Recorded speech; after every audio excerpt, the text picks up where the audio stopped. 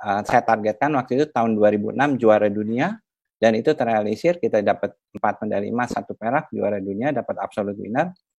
Lewat kreativitas ini kita mampu beradaptasi dengan perubahan-perubahan apa aja gitu. Nah, ini sangat dibutuhkan di abad-abad digital ini. Kita harus mengalahkan ketakutan gitu. Karena ketakutan ini menurut Will Schutz gitu ya, dia seorang psikolog terkenal, ketakutan itu memblok kreativitas.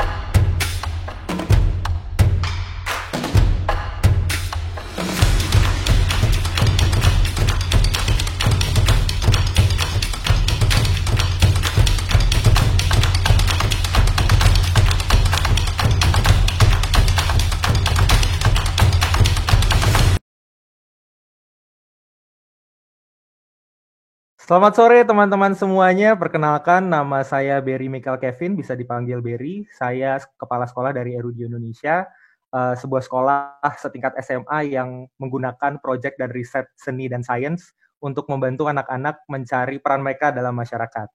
Nah, hari ini spesial, saya bersama teman-teman di IKRA Future Force Festival 2020 akan menjadi host, menjadi teman untuk memandu sesi ini yang namanya Future of Skills. Tentunya bersama narasumber yang nggak kalah kerennya juga, nanti saya akan perkenalkan, yang teman-teman pasti kenal juga. Tapi sebelumnya, saya mau sekali lagi mau menyambut teman-teman semuanya, selamat datang dan terima kasih sudah hadir di acara Future Force Festival 2020 ini. Temanya adalah Facing the New Normal, sebuah tema yang saya yakin sangat relevan buat kita semua sekarang. Acara ini diselenggarakan oleh IKRA, sebuah platform yang membantu individu maupun korporasi untuk menjawab tantangan bisnis melalui data dan teknologi. Di sini kita akan membuka banyak diskusi dan perspektif baru selama masa yang mungkin banyak yang kesulitan gitu ya, supaya UMKM dan talent teknologi bisa mengerti tentang tantangan yang mungkin akan dihadapi bukan hanya di masa pandemi, tapi bisa jadi secara permanen juga ke depan.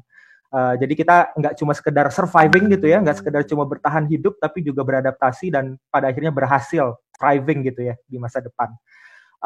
Mengingatkan juga sekali lagi untuk teman-teman, acara ini bekerja sama dengan platform donasi bagi rata, sebuah peer-to-peer wealth distribution tool. Ini cara donasi yang sedikit berbeda gitu ya, yang berbeda menggunakan teknologi yang tepat sasaran, langsung untuk mereka yang membutuhkan. Jadi jangan lupa scan QR code yang ada di layar teman-teman, ada di sebelah kanan bawah kalau saya nggak salah. Atau ketik link bagi rata.id. Terima kasih juga buat semua sponsor utama, Cloudera, Monroe, dan sponsor-sponsor lainnya, juga buat Bagi Rata sebagai donation partner, DSI, Data Science Indonesia sebagai community partner. Terima kasih juga untuk media partner, Tempo.co dan Info Komputer, serta semua pengisi acara yang keren-keren tentunya yang membantu IKRA dan kita semua untuk mewujudkan acara ini. Jangan lupa juga untuk teman-teman yang suka update-update di sosmed ya, sekarang kayaknya kita semua hidup di sosial media kita masing-masing ya, karena itu cara kita terkoneksi satu sama lain. Jangan lupa untuk foto ya, bisa pakai HP, bisa juga pakai screenshot gitu ya, untuk share di sosial media masing-masing, pasang hashtag Future Force Fest 2020, hashtag siap hadapi perubahan, hashtag sebar semangat dari rumah. Saya ulang sekali lagi, hashtag Future Force Fest 2020, hashtag siap hadapi perubahan, dan hashtag sebar semangat dari rumah. Disebar sebanyak-banyaknya supaya banyak teman-teman yang juga bisa ikut bergabung, karena sesi ini akan seru banget dan sesi setelah ini juga nggak akan kalah seru.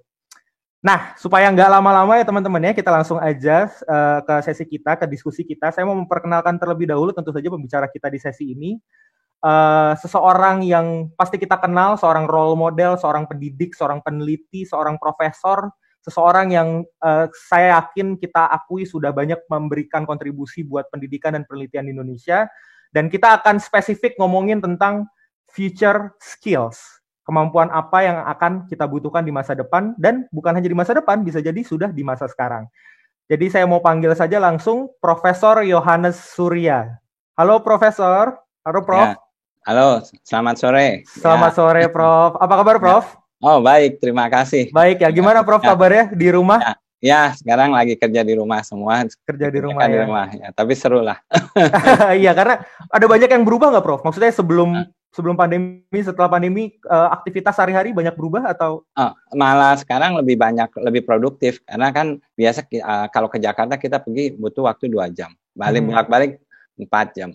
Sekarang 4 jam kita gunakan untuk menghasilkan sesuatu. Iya, Ini betul. Jadi waktunya bisa lebih efektif dan produktif, bisa dipakai buat ngerjain apa gitu ya, Prof ya? iya, iya, iya. Oke, Prof. Kita Ya, langsung aja nih, karena ya, supaya waktunya teman-teman juga ya, gak kebanyak kebuang dengerin saya kebanyakan ngoceh gitu ya. ya, ya. Kita mau mulai sebenarnya dengan sesuatu yang kan besar nih, Prof ya. Soal isu Ya. pendidikan dan penelitian ini besar. Tapi saya mau coba ajak kita mulai dulu dari sesuatu yang mungkin sangat dekat ke Profesor Yohana Surya, which is pengalaman hidupnya Prof Yo nih. Karena saya yakin banyak orang yang inspired dengan sosok Profesor Yohana Surya dan penasaran juga sebenarnya apa sih yang terjadi dalam hidup Prof Yo gitu dari kecil, SMA, kuliah, sehingga akhirnya bisa jadi peneliti, bisa founding sebuah universitas, Surya University, menginisiasi banyak program pendidikan buat anak-anak. Itu ceritanya gimana, dan mungkin juga bisa dikaitkan secara langsung sama kedepannya Prof Yo melihat pendidikan dan penelitian itu seperti apa. Mungkin dari situ dulu, Prof. Silakan, Prof. Ya, terima kasih. Ya, saya mungkin studinya dulu ya. Saya dulu tuh tinggal di kampung, kemudian namanya di Pulau Gadung gitu. Kemudian dari sana saya sekolah di sekolah negeri, SD negeri, SMP negeri, SMA negeri, kemudian masuk UI jurusan fisika. Nah, dari UI saya dapat beasiswa belajar di College of William and Mary untuk master dan doktornya. Nah, setelah pulang itu, setelah selesai, saya berpikir, bagus juga nih kalau pikir Indonesia ikut Olimpiade fisika gitu. Nah, kenapa? Karena saya pikir Indonesia selama ini belum pernah ikut Olimpiade fisika dan ikut Olimpiade matematik waktu itu tahun 93, saya ingat sekali dia rankingnya ranking 71 dari 72 negara gitu. Saya bilang, gimana Indonesia harus juara gitu loh.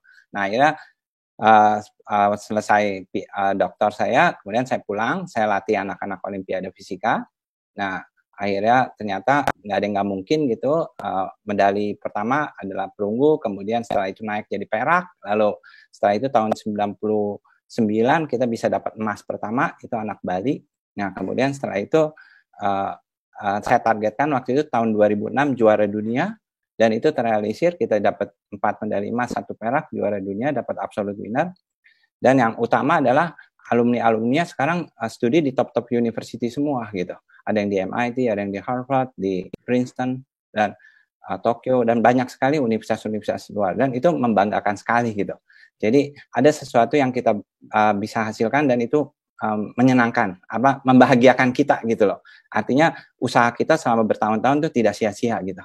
Nah, bukan cuma olimpiadenya, memang olimpiadanya juga membawa nama harum bangsa, tapi yang lebih dari itu kita didik saintis-saintis yang hebat-hebat ini gitu. Sebab mereka nulis paper di majalah Nature, di top-top inilah jurnal.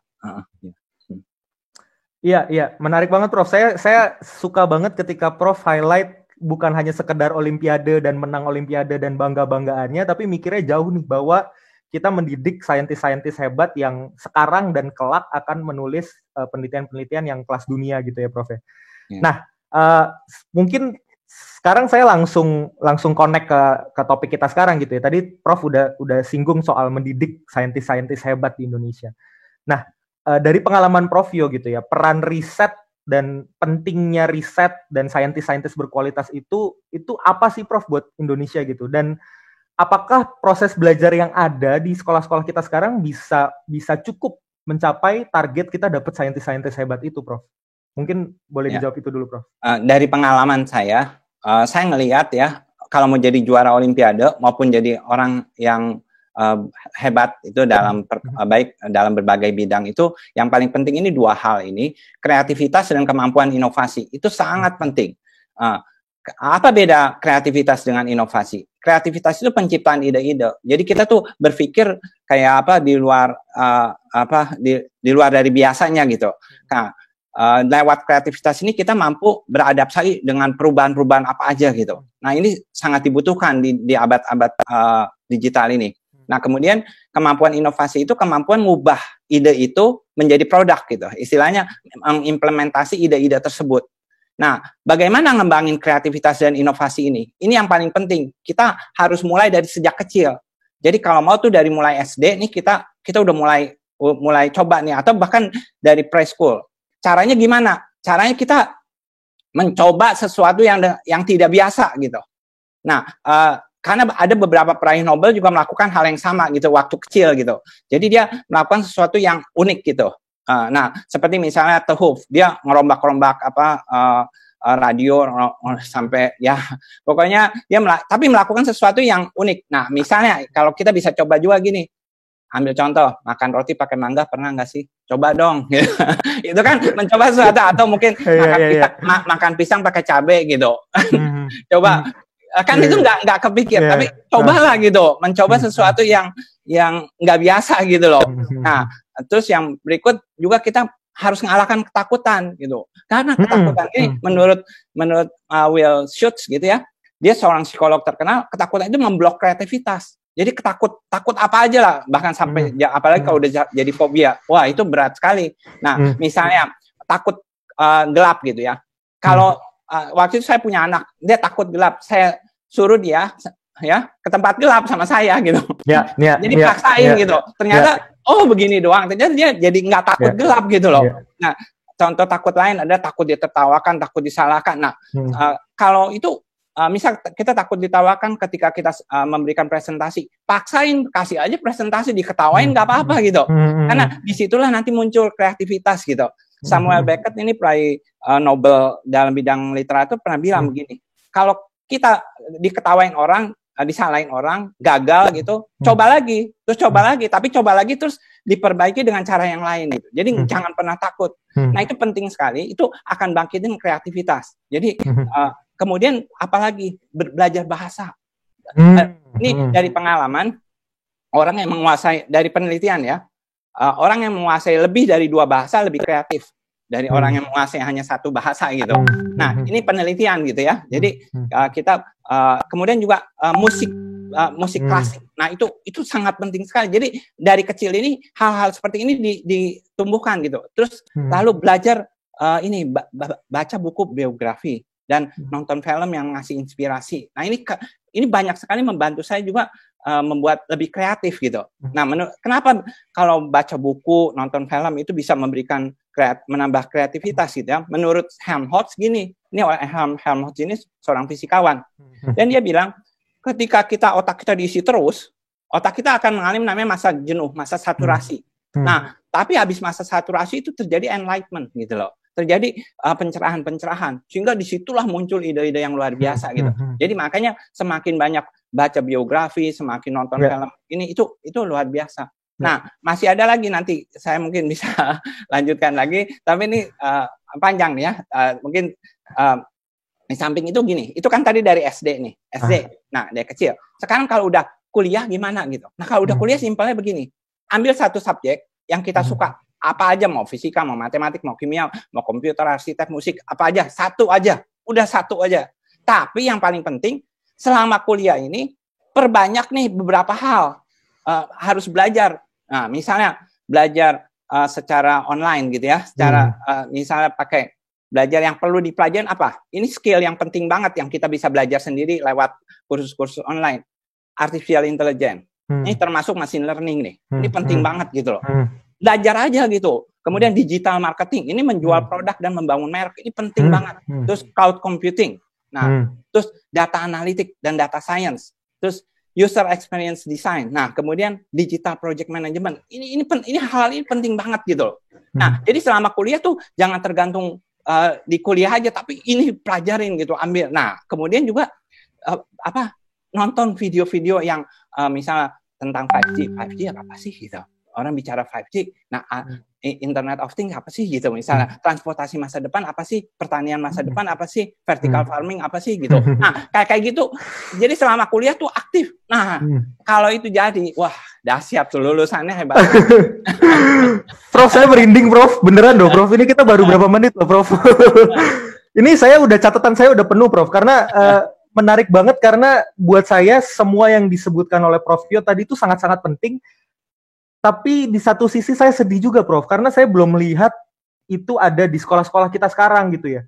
Misalnya ya Prof ya, tadi saya highlight misalnya kreativitas inovasi ini menurut saya penting banget dan sangat menarik karena Prof Yo background-nya fisika, melatih TOFI ya, tim Olimpiade Fisika Indonesia, banyak dapat medali, masih aktif meneliti, tapi ngomongin kreativitas. Padahal kalau kita lihat di sekolah dasar, sekolah menengah, banyak banget orang-orang gitu ya yang sangat-sangat mengotak-ngotakan ilmu pengetahuan gitu. Ya kamu anak IPS nggak usah belajar statistika, oh kamu anak bahasa nggak usah belajar fisika gitu. Atau wah kamu anak IPA nggak perlu belajar digital marketing misalnya. Jadi kotak-kotak ilmu pengetahuan ini masih kita rasakan dengan sangat kuat di sekolah dasar menengah bahkan tingkat lanjut juga, Prof.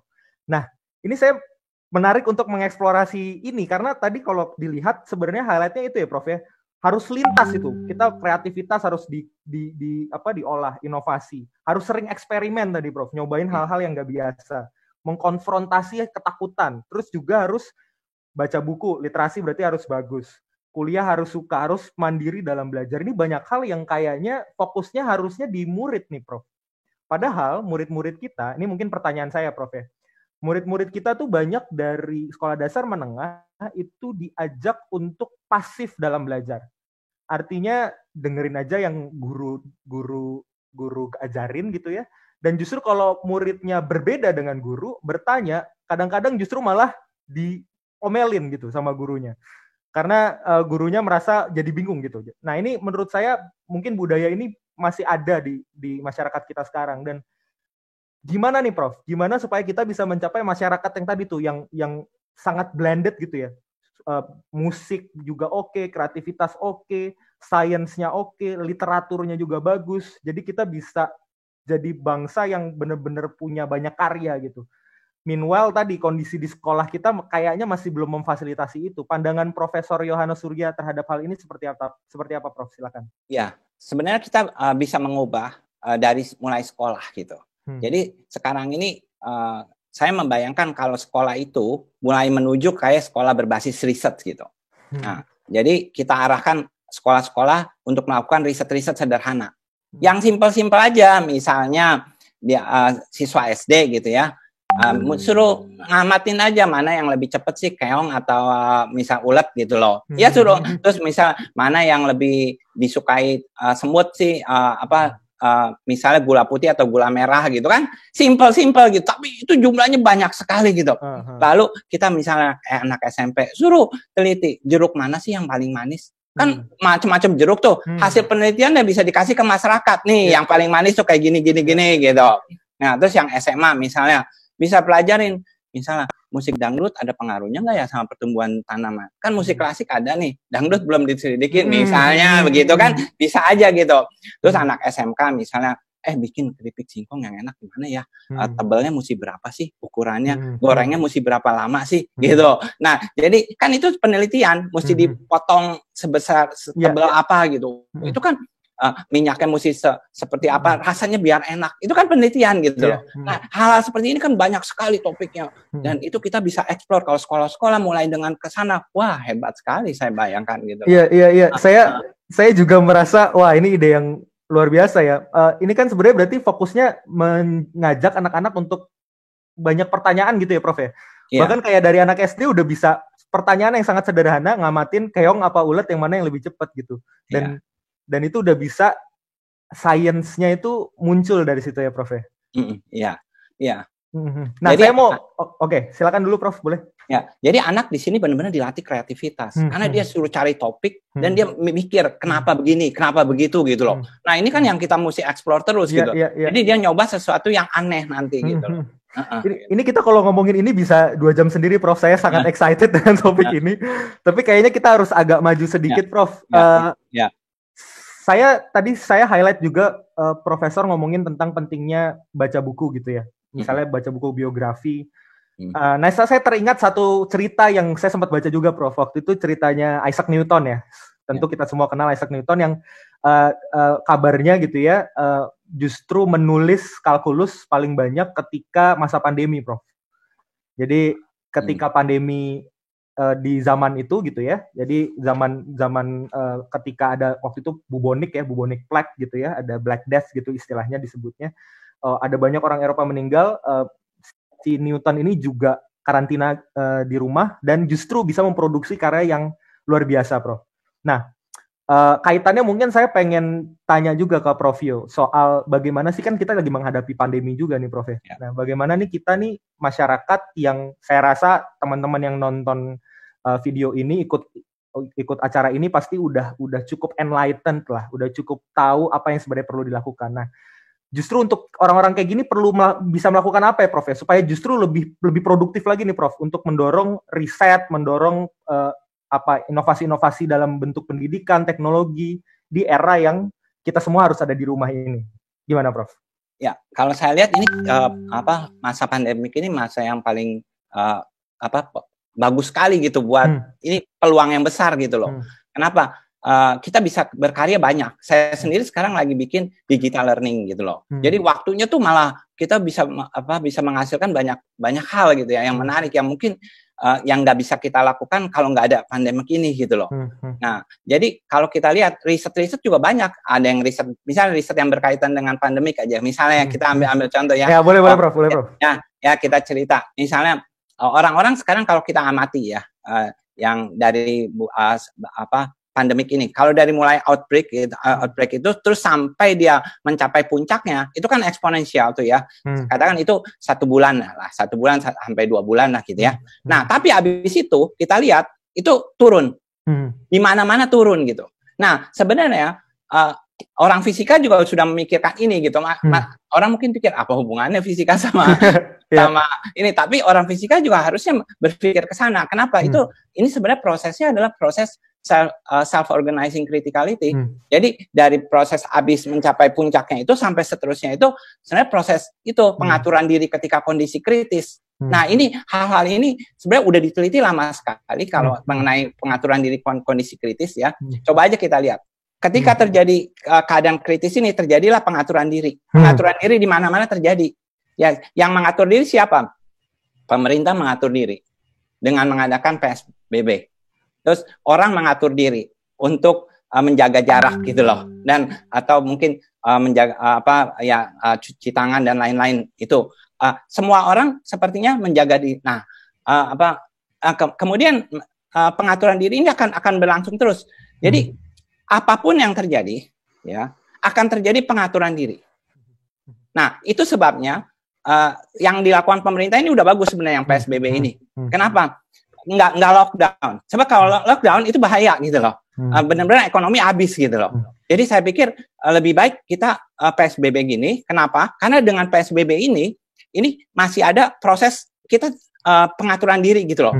Pengaturan diri yang kita bisa misalkan gini. Kita bisa dorong orang-orang, lu ngatur diri dong gitu.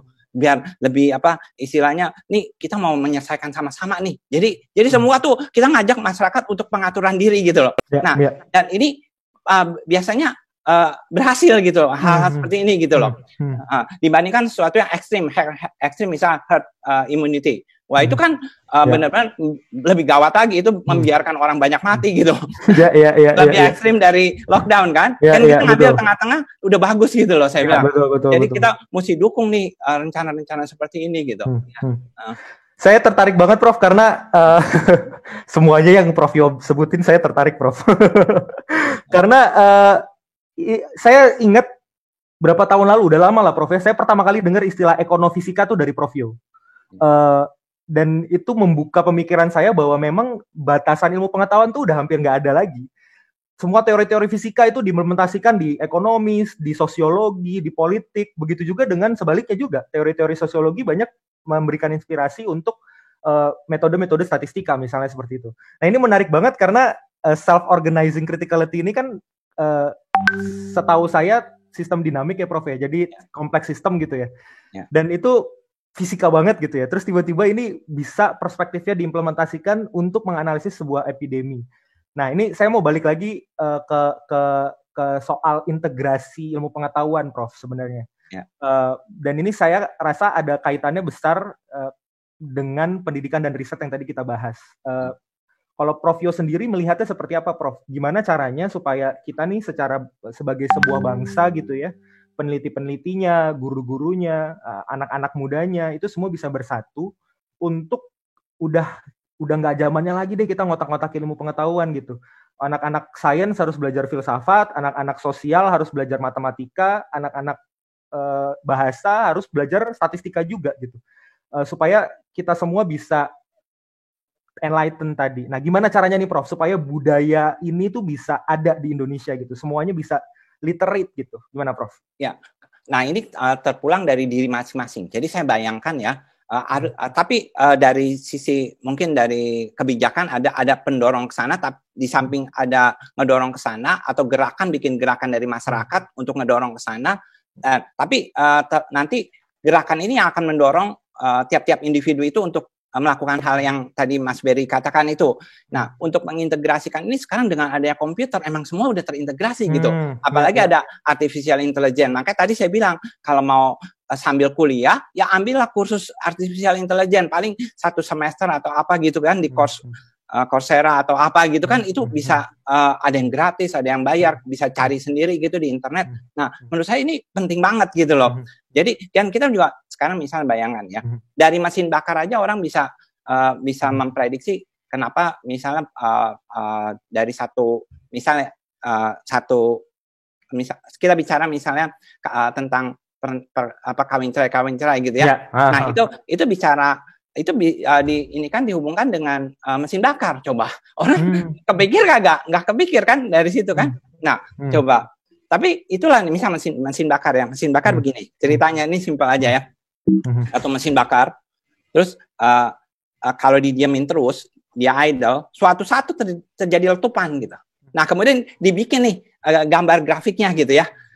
Model mesin bakar ini ya. Nah, terjadi ledakan. Nah, demikian juga ternyata perkawinan begitu. Kalau terlalu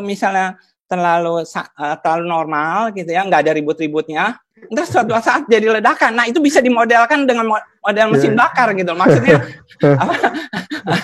hal-hal seperti ini mungkin sesuatu yang nggak kepikir tapi bisa gitu dimodelkan, dan udah ada orang yang mikirin gitu loh. Nah, gitu. Saya tertarik dengan tadi Prof sebut tentang gerakan. Bagaimana ini kan gerakan karena ini kita ngomongin IKRA ini kan ke banyak masyarakat gitu ya. Nah, ini sebenarnya idenya gimana nih Prof untuk kalau tadi kan kebijakan yes. Nah, dari segi gerakan tuh gimana supaya tadi yang tadi Prof salah satu contohnya gitu, mesin bakar bisa dipakai buat modelin kawin cerai, fenomena kawin cerai gitu. Ini gimana caranya supaya gerakannya bisa lebih masif dan bisa menyentuh berbagai elemen masyarakat. Gimana Prof? Ya. Nah, saya punya ide begini sebenarnya. Kan kita tahu nih sekarang ini bisnis ataupun pendidikan atau apapun semua akan ke arah peer to peer.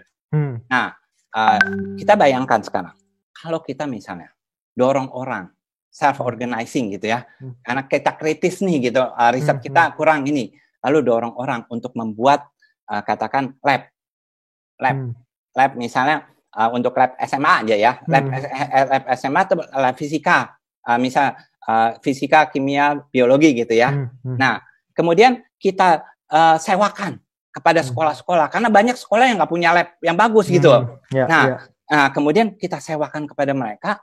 Nah, setelah itu kita bayangkan banyak orang yang tertarik di sini dari berbagai tempat itu membuat itu, sehingga sekolah-sekolah itu pada sewa di situ. Itu yang misalnya SMA ya. Mahasiswa pun bisa, mahasiswa juga misalnya fisika dasar, lab biologi dasar itu kan itu, dan universitas jumlahnya ribuan gitu loh, dan universitas labnya juga nggak terlalu bagus-bagus banget gitu loh. Nah, yang bagus tentu ada, tapi cuma berapa persen gitu. Nah, kalau kita misal dorong mereka untuk melakukan hal seperti ini, nah ini mereka kan bisa sewa gitu, tapi bukan cuma sebatas itu. Nanti yang SD juga mereka bikin, yang preschool juga bikin, misalnya lab mengapa begini, mengapa begitu gitu ya. Anak-anak kecil gitu didorong bikin lab-lab. Jadi di mana-mana muncul lab-lab ini yang dikerjakan oleh masyarakat gitu loh. Dari masyarakat untuk masyarakat gitu loh. Nah, bagaimana sistem ininya? Ya itulah nanti semoga IKRA bisa ngatur ini juga gitu loh. Bagaimana nah ini akan menjadi satu gerakan nasional riset gitu loh. Gerakan riset nasional menarik sekali gitu. Dimulai dengan lab ini sampai terus ke yang lab yang canggih pun kita bisa istilahnya sewakan gitu loh. Nah itu menarik sekali gitu. Saya sepakat Prof, ini menarik banget. Ini ide bisnis teman-teman buat semua teman-teman yang punya koneksi. Ini sebenarnya panggilan ya, ini call to action buat semuanya yang punya kekhawatiran dan concern juga soal riset. Mungkin bisa merapatkan barisan nih, kita bisa bantu Profio juga untuk kita bisa masifkan gerakannya. Tadi saya tertarik banget karena ini konsepnya mirip kayak co-working space gitu berarti Prof ya. Jadi ada banyak gitu dikelola secara mandiri, swasta ataupun publik. Dan semua orang bisa akses dari SD, SMP, SMA, kuliah itu bisa akses ya Prof ya? Iya, baik melalui sekolah maupun pribadi gitu loh. Jadi jadi tiap-tiap lab itu dikelola dengan, kan mereka mempunyai masing-masing tentu mempunyai keunikan masing-masing gitu. Nah, di mana supaya anak-anak ini semakin lama semakin banyak mau belajar gitu loh. Kan kalau dibikin bagus sekali, ini kreativitas kan, dari yang mau membuat lab itu kan. Betul. Nah, jadi dari tiap-tiap lab mungkin unik, beda-beda gitu. Tapi ada juga yang sama, pasti ada secara common ada. Tapi yang beda-beda tuh ada juga membuat orang, wah saya hari ini mau belajar ini, besok mau riset ini, besok terus jadi seru kan. Nah, jadi seru banget, Prof. Dan saya bayangkan di Indonesia jadi ada gerakan. Iya, betul. Wah, ini menarik sekali gitu. Ya, ini call to action berarti ini buat teman-teman semuanya. Mungkin nanti bisa hubungi Ikra kali ya, atau hubungi saya atau hubungi Prof Yo untuk siapa yang mau seru-seruan bareng. Ini bisa digulirkan terus-menerus kayaknya Prof, ini ide dan gagasannya Prof. Ya, anak muda aja. Anak muda. Betul. Ini kita anak-anak muda harus gerak nih. Sebelum kita masuk ke sesi Q&A, ini saya punya satu pertanyaan yang saya penasaran banget, Prof. Karena mungkin ini sebenarnya agak enggak geser banget sih dari topik kita sekarang, tapi saya penasaran nih secara pribadi. Saya mau ngomongin soal riset ilmu dasar, Prof, di Indonesia. Jadi matematika, fisika partikel, nuklir, kosmologi, astrofisika yang kayak gitu-gitu, Prof. Pasti kan ada banyak perubahan juga ya, metodologi, aparatusnya pasti akan terus makin advance gitu ya. Nah, tapi kondisi di Indonesia kayak gimana sih, Prof? Outlook-nya gitu, yang Prof lihat. Karena saya rasa, kalau saya nih awam ya melihat, wah keren ya kalau kita punya penelitian yang kayaknya high advance banget gitu. Kira-kira kalau Profesor Yohanes Surya melihatnya seperti apa, Prof? Soal riset ilmu dasar. Nah, kalau ilmu dasar ini, kalau misalnya bicara fisika partikel ya atau fisika nuklir, ini jelas masih jauh dari kalau kita mau riset eksperimen tuh masih agak berat karena emang harga alatnya mahal sekali ya. Betul. Kecuali kita mau gabung dengan beberapa institusi di luar negeri ya. Kecuali kalau gerakan riset nasional tadi bisa jadi gerakan riset dunia, itu kita bisa sewa ke sana atau apa? Itu lain, atau kerjasama yang lebih apa istilahnya peer to peer atau apa gitu, yang nggak terlalu birokrasi gitu. Nah, mungkin juga bisa gitu. Saya kalau riset yang sekarang berkembang di fisika partikel, fisika nuklir, kebanyakan sih riset teori gitu. Jadi ada banyak ilmuwan Indonesia juga ke sana gitu ya. Nah, jadi kebanyakan sih memang banyakan masih teori gitu. Tapi kalau misal kita berkembang, riset berkembang, penelitian berkembang kayak di Cina, akhirnya mereka juga bangkit tuh. Ilmu dasar, riset ilmu dasar mereka juga bangkit luar biasa gitu ya. Nah, padahal dulu 20-30 tahun yang lalu nggak ada apa-apanya juga gitu loh. Tapi sekarang kan karena perkembangan riset yang luar biasa dari berbagai bidang yang ya memang pertama yang aplikasi dulu, riset aplikasi dulu yang kita kembangkan secara hebat gitu ya. Nah, dari riset aplikasi itu kemudian baru kita masuk ke depannya riset yang berkaitan dengan ilmu-ilmu dasar ini gitu. Nah, ini penting gitu lah. Ya. Oke, makasih Prof Yo. Kita coba ambil beberapa pertanyaan dari audiens dulu ya, Prof ya. Ya. Kita coba lihat dari yang paling relevan sekarang deh, Prof. Nih yang soal ujian masuk lewat online, Prof. Nah, ini pandangannya gimana? Ini kan sekarang akan ada perubahan, mungkin kita outlook-nya penerimaan mahasiswa baru akan harus dilakukan secara daring nih di periode ini. Pandangan Prof Yo seperti apa terhadap kondisi, apakah kita siap, apakah kita tidak siap, apa yang harus dipersiapkan dan seterusnya. Ini pertanyaan dari Joshua Dino. Silakan Prof Yo. Ya. Kalau dari saya, siap atau nggak siap, kita mesti siap sekarang. Ya, Karena betul. semuanya akan ke sana gitu. Iya, betul. Dan nggak kita mau menghindari juga nggak bisa gitu. Jadi lebih baik kita memperbaiki aja. Kalau namanya orang baru mulai, misalnya ujian masuk online masih banyak masalah gitu. Tapi kan perbaikan bisa, ya istilahnya setiap masalah pasti ada, tentu kita bisa selesaikan gitu loh. Nah, jadi saya membayangkan kita selesaikan masalah-masalahnya sehingga kita mempunyai satu sistem ujian online yang bagus gitu loh. Gitu aja. Kita jangan, pertama emang mungkin pasti jelek. Misalnya ada masalah sana sini, tapi ya yang kalau saya bilang maju terus gitu, nggak bisa mundur kita, karena betul. Teknologi akan ke sana terus gitu. Oke, makasih Prof Yo. Kita lanjut ke pertanyaan selanjutnya, Prof Yo. Ini terkait dengan mandiri belajar tadi, Prof, yang harus cari sendiri, harus suka dengan yang dikuliahi, perbanyak skill dan lain sebagainya. Ada pertanyaan dari ABD Rohim. Prof mau bertanya, apakah di umur 27 tahun masih bisa meningkatkan kemampuan dalam berpikir yang sebelumnya malas dalam belajar? Nah, ini menarik. Mungkin ada banyak orang terjebak, Prof, selama bertahun-tahun belajarnya dengan cara yang sangat pasif, terus malas gitu. Sekarang sadar nih, umur 27 tahun. Masih bisa nggak, Prof? Oh, sangat bisa. Karena ada peneliti dari UC San Diego pernah bilang bahwa otak manusia ini akan bertumbuh terus sampai dia sampai tua gitu ya, sampai dia meninggal gitu ya. Nah, bertumbuh, ada bukti-bukti yang menunjukkan ke arah sana, penelitian. Misalnya orang bilang ya, waktu itu ada otak, ada satu orang sakit kena stroke ya, yang sebelah kanan gitu ya, berarti otak sebelah kiri kan mati gitu ya. Nah, kemudian orang bilang udah dia mati, udah nggak bisa berkembang. Tapi ternyata ketika dia coba melakukan eksperimen, si profesor ini dia taruh cermin di depan dia, kemudian setelah itu dia ngelihat dan dia gerakan tangan kirinya dia, dan di cermin kan kelihatan tangan kanan dia. Lalu tangan kanannya pelan-pelan dia bergerak, dan dia bisa sembuh ketika dicek. Ternyata otaknya, sel-sel otaknya tadi yang mati bisa ini lagi, tumbuh lagi gitu. Jadi demikian juga semua orang yang usia 27 tahun katakan misalnya, itu otaknya masih berkembang luar biasa. Nah, caranya gimana? Tadi dengan melakukan hal yang tidak biasa gitu, bahasa, musik gitu. Jadi terus kemudian ya teruslah kembangkan otak, dan kalau ngitung jangan pakai kalkulator, coba kalian gitu, itu coba paksa, jadi otaknya terus bekerja gitu. Supaya sehat ya otaknya, Prof. Mungkin satu lagi nih, Prof, terkait dengan local wisdom. Menurut Prof Yo, local wisdom itu sekarang masih relevan nggak? Jadi ya pengetahuan-pengetahuan yang sifatnya diproduksi oleh masyarakat lokal gitu ya. Apakah local wisdom bisa membentuk lingkungan belajar yang sebetulnya malah lebih sehat? Menurut Prof Yo seperti apa? Ini pertanyaan dari Emilia di Rumah Safira. Misalnya konteks hidup masyarakat Bali itu kan pasti beda, Prof, dengan masyarakat Aceh misalnya.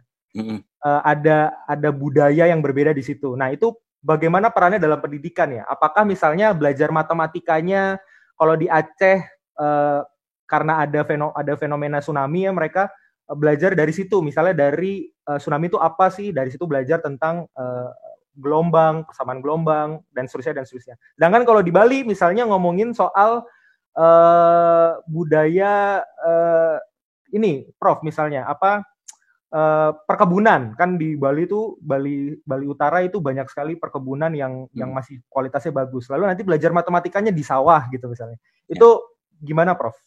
Ya, nah kalau yang berkaitan dengan hal seperti tadi, kita arahkan tadi lewat sekolah berbasis riset. Jadi dengan memanfaatkan sekolah berbasis riset, kita bisa mengembangkan yang tadi local wisdom itu tidak mati tapi malah berkembang gitu loh. Nah, jadi di sini muncul kreativitas bagaimana mengembangkan local wisdom ini menjadi sesuatu yang luar biasa gitu kan. Nah, ya seperti misalnya mencari air pakai di NTT ada mencari air pakai batang puhun gitu ya. Nah, ini benar kagak sih? Perlu diteliti gitu. Kenapa bisa pakai ranting puhun itu bisa mencari air gitu loh.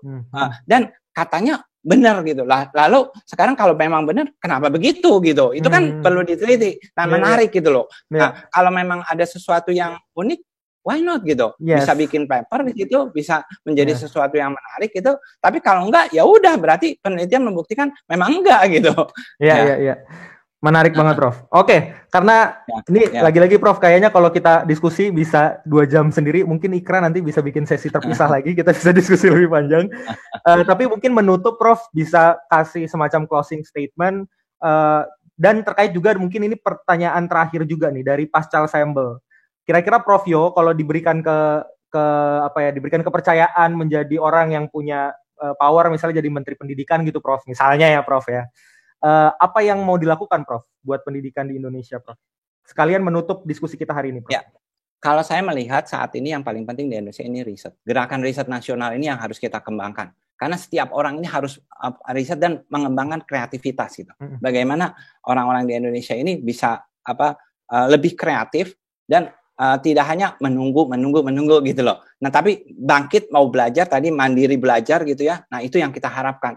Jadi jangan pernah menyerah dan jangan pernah nganggap diri bodoh, tapi coba bangkit, semua orang bisa jadi hebat kok. Asal kita mengembangkan kreativitas dan kemampuan inovasi tadi. Oke, terima kasih banyak Profesor Yohanes Surya, founder dari Surya University. Sangat insightful banget, Prof. Saya yakin audiens semua juga banyak yang terinspirasi dengan diskusi kita sekarang.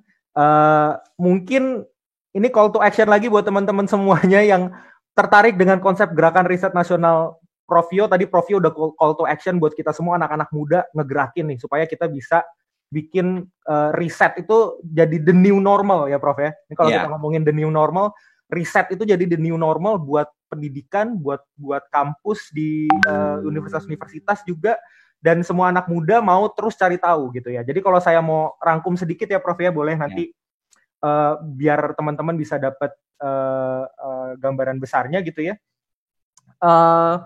Jadi di awal tadi Prof Yo sebut soal pentingnya kreativitas dan inovasi. Itu penting banget teman-teman, karena di bidang ilmu pengetahuan manapun, kreativitas, penciptaan ide itu, implementasi itu kunci banget untuk sesuatu yang tadi ada di kepala ini bisa terejawantahkan jadi sesuatu gitu ya. Jadi nggak melulu ada di kepala, tapi juga nggak melulu bikin, tapi kita nggak pernah pikirin juga gitu ya. Jadi dua-duanya harus seimbang. Lalu tadi sering banget diulang-ulang, harus cobain sesuatu yang aneh, sesuatu yang beda, yang nggak biasa, eksperimen gitu ya.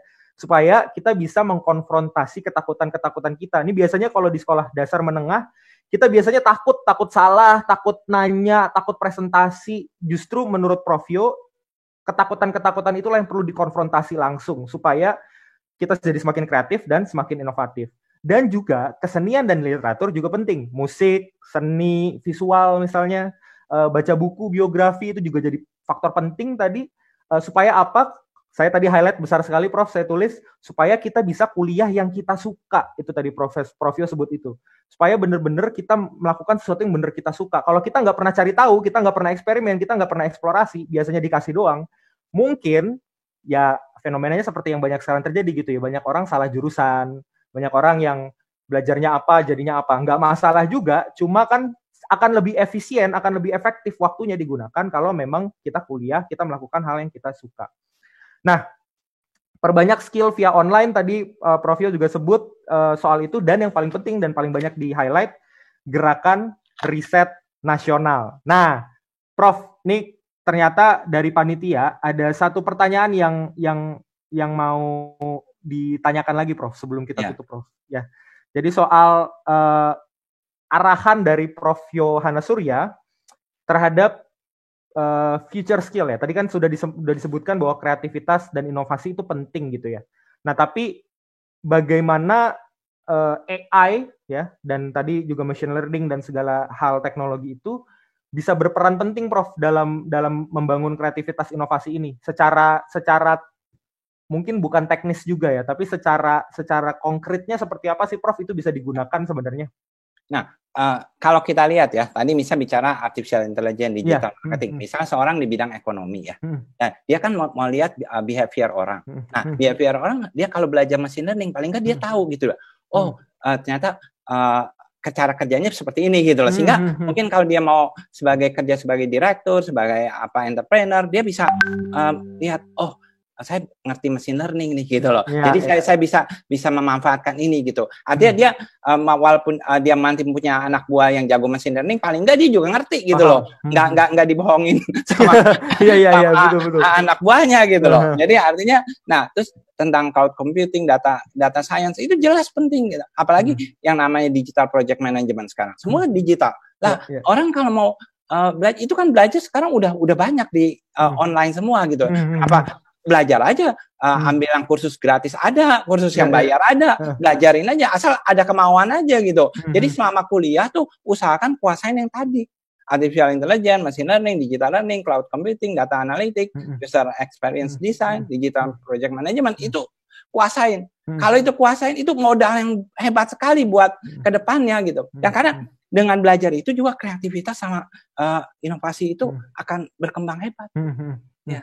Saya jadi teringat satu cerita dari teman saya, Prof. Jadi teman saya tuh waktu itu kuliahnya hukum, lalu lulus bekerja di startup teknologi, Prof. Nah, di startup teknologi itu menariknya adalah mereka nggak punya job description. Jadi mereka nggak dikasih tahu tuh kamu harus ngerjain A, B, C, D, E, F, G. Yang dikasih adalah di startup teknologi itu adalah problemnya, Prof. Jadi kamu harus menyelesaikan problem ini. Caranya seperti apa? Caranya terserah kamu. Nah, ternyata karena selama kuliah dia terbiasa dikasih dan nggak nyari sendiri, nggak coba belajar, nggak bisa inisiatif dalam belajar, Prof. Kesulitan dia mengikuti pace yang seperti itu. Jadi kalau bahasa orang startup biasanya nggak agile gitu ya, Prof. Kurang nyaman dengan perubahan, menghadapi dunia yang serba tak pasti gitu ya. Dan mereka jadi bingung, jadi kagok gitu, Prof. Nah, saya justru mau menyoroti justru dari institusi pendidikannya, Prof. Tadi kita kan udah ngomongin dari perspektif orangnya ya. Kita mahasiswa anak muda sebagai orang yang belajar. Tapi bagaimana dengan perspektif institusi pendidikannya ya? Gimana caranya supaya institusi pendidikan tetap relevan, Prof? Bisa sesuai dengan nafasnya gerakan riset nasional tadi, membuat penelitian jadi membumi, terkontekstualisasi dan seterusnya. Karena kan rasa-rasanya kurikulum itu membelenggu ya, dan banyak orang justru jadi nggak bisa eksplorasi, eksperimen tadi yang Prof bilang, justru gara-gara kurikulum. Menurut Prof Yo tuh kayak gimana? Iya, kalau saya sih mikir gini ya, kalau misalnya untuk mahasiswa mahasiswa dari tingkat 1 harusnya udah riset gitu loh. Jadi dan itu akan menarik sekali gitu loh. Artinya dimulai diajak riset yang sederhana. Langsung misalnya yang Pak Menteri usulkan karena kerja sama dengan perusahaan-perusahaan kan, magang di perusahaan-perusahaan. Menurut saya kalau dari tahun pertama dia udah diminta begitu, mungkin dia punya waktu 4 tahun bisa berkembang luar biasa. Sambil mungkin di kuliah didorong juga ada kuliah-kuliah yang seperti yang tadi saya sebutkan itu. Jadi dia nggak usah ambil kursus di luar, tapi dia bisa ambil kursus di kampusnya gitu ya. Masing-masing. Nah itu luar biasa. SD, SMP, SMA juga dengan adanya tadi lab-lab itu, kalau misalnya gerakan riset nasional, itu orang bisa punya kreativitas banyak. Dan sebab gini, kayak tadi misal singkong ya. Kalau kita bisa bikin singkong yang tipisnya enak, itu rasanya jadi garingnya sesuai dengan keinginan orang banyak gitu. Itu kan produk sendiri yang bisa dijual. Betul. Gitu. Nah, bukan cuma singkong, pisang, apa, salak. Itu tebelnya mesti berapa kan? Kalau sekarang kita beli keripik, misalnya kadang keripik salak gitu, tebel-tebel banget gigitnya buat susah gitu. Keras gitu loh. Jadi beli sekali habis itu udah males gitu. Kenapa? Kan potongannya mesti pas. Nah, itu kan butuh riset anak-anak SMA juga bisa itu mah gitu. Nah kayak gitu. Jadi dorong. Nah, habis itu si anak SMA itu bisa jualan secara online gitu loh, hasilnya itu, dan dia bisa menghasilkan kuliah, mungkin dia bisa bayar sendiri gitu. Nah, jadi menarik banget Prof Yo. Saya nggak bisa berhenti bilang bahwa saya very inspired dengan ide-ide Prof Yo dan pemikiran Prof Yo, dan mudah-mudahan ini bisa jadi inspirasi juga buat teman-teman yang nonton ya. Tapi seperti banyak momen lain, Prof, kita harus sudahi karena waktu.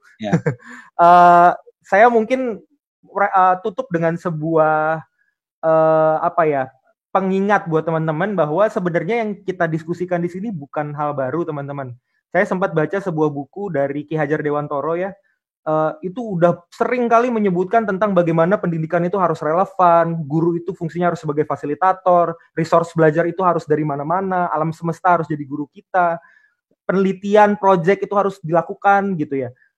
Dan saya rasa justru sekarang kondisi di mana pendidikan, penelitian, teknologi data itu harus mendorong kita kembali ke dari mana kita berasal gitu. Karena kita sudah terlalu jauh pergi dari visi pendidikan nasional yang divisikan oleh Ki Hajar Dewantoro. Dan saya berharap juga teman-teman di seluruh Indonesia yang menonton video ini bisa melakukan sesuatu. Salah satunya adalah dengan coba obrolin tentang gerakan riset nasional tadi ya. Mudah-mudahan bisa menginspirasi buat teman-teman dan feel free untuk kontak saya di Instagram @berry.sianturi, BARRY. Kalau ada yang mau diskusi lebih lanjut, Prof Yo ada kontak yang bisa dihubungi, Prof? Email atau media sosial? Lewat Mas Berry aja nggak apa-apa. Kalau mau, saya juga ada Instagram, silahkan aja. Oh ya. Boleh. Mas Berry langsung juga. Boleh lewat saya atau ke Instagramnya Prof Yo itu ada di saya boleh cek dulu, ada di Yohanes_Surya_official ya Prof ya. Ya. Boleh ke DM saya punya kontaknya Prof Yo, nanti saya bisa hubungkan. Ya. Oke, itu saja sesi hari ini. Mau mengingatkan lagi buat teman-teman ada platform donasi, jadi jangan lupa untuk berdonasi dengan scan QR code yang ada di layar di sebelah kanan bawah kalau saya tidak salah, atau ketik link bagirata.id, bagirata.id, bagirata.id. Terima kasih teman-teman, kita foto dulu Prof Yo. Ya. Jadi nanti akan ada admin yang akan memfoto, kita post dulu beberapa detik, mungkin 2-3 detik.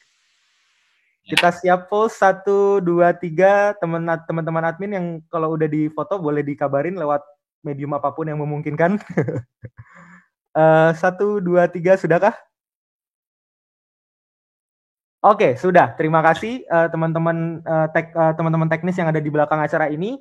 Saya mau tutup acara ini, Future Force Fest 2020, sesi Future Skills. Jangan lupa masih ada sesi, habis ini masih ada sesi yang seru lagi, ada Mas Arif Aziz, Mas Yunarto Wijaya, seingat saya, tanggal 8-9 Mei 2020, diramaikan oleh lebih dari 25 orang ahli di bidang bisnis, data, teknologi, riset, dan policy.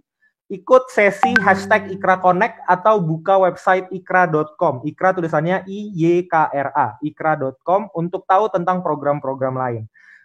Jangan lupa share di sosial media masing-masing dengan hashtag siap hadapi perubahan, hashtag sebar semangat dari rumah, dan hashtag Future Force Fest 2020.